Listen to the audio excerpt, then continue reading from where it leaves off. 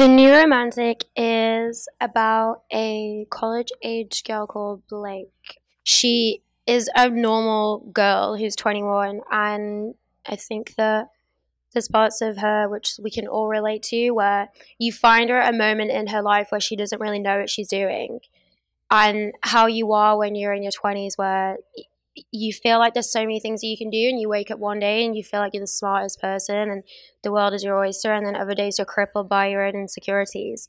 And the film follows her trying to pull herself out of her comfort zone, either for herself or for career reasons or to explain them to a friend.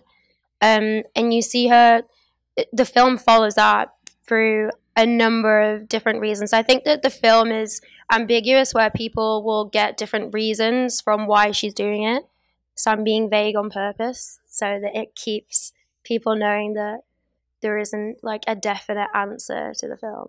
I play Morgan. In Blake's storyline, she's a writer and realizes that her love column doesn't really have any love or sex in it.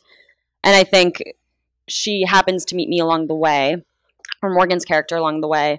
And Morgan is a sugar baby, which seems to be something that Morgan has never heard of or doesn't really understand, and then sees an opportunity to become, a gonzo journalist and pursue and become the story.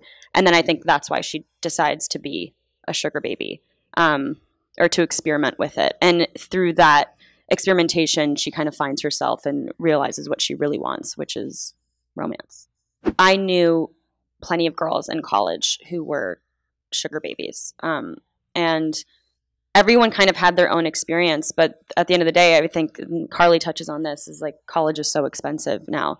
And these girls are kind of honing their powers and realizing they can get something out of it, out of these dates that they're going on. What I like about the way Carly tells the story is there's no definition of wrong or right. And every relationship in the sugar baby dynamic is subject to the people in it and what they want out of it. The people I've known who have been sugar babies, sometimes it's not that easy to say, oh, I just want this. Sometimes you end up sacrificing a little bit of yourself and your self-worth.